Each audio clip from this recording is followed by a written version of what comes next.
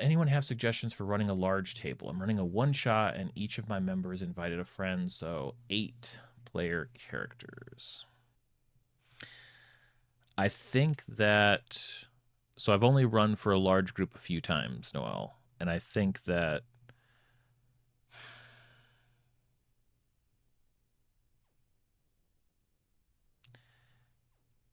if you have combat, the numbers matter less than they ever have. Like I would even view enemies as this type of enemy just takes one hit to be taken out, or this enemy is going to take like 4 or 5 hits.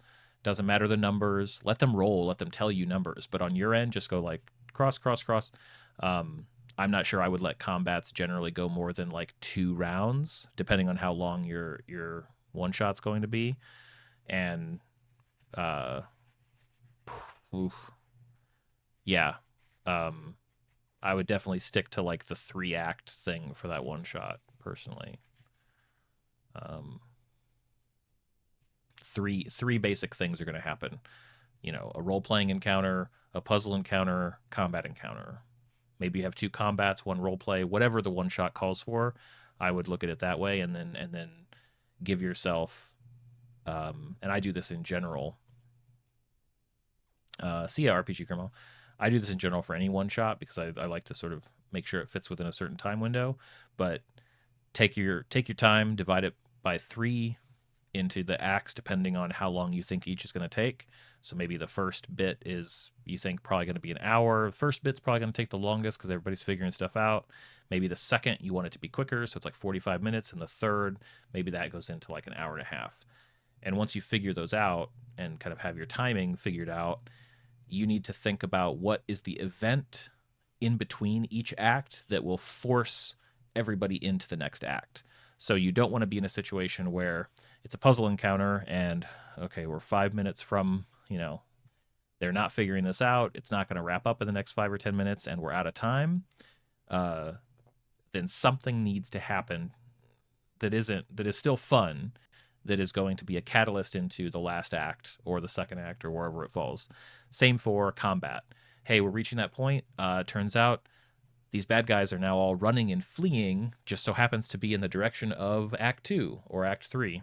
Um, it's obviously super specific to what your one shot is about, but, you know, it's kind of railroading. I prefer to think of it as pushing them down the slide to get to the next fun part in the playground. It's a slip and slide rather than a railroad. Um, that's how I would approach it. Anything else is going to be tricky without kind of specifics. Hey Lex, this is why I'm afraid to do puzzles. Um, you know, fair, fair. I think though it all depends what the puzzle's for, right?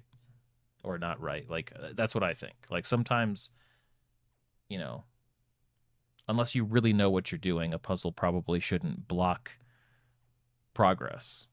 Uh, it should probably be an option, but not as a must. My favorite way to do puzzles anymore is as basically like a side quest, like an opt-in. Like, there's a letter that develops and kind of gives players some direction, but also there's a secret message in the letter that maybe one of the players in the group is interested in. They can tackle that, and it's a little bit of bonus thing.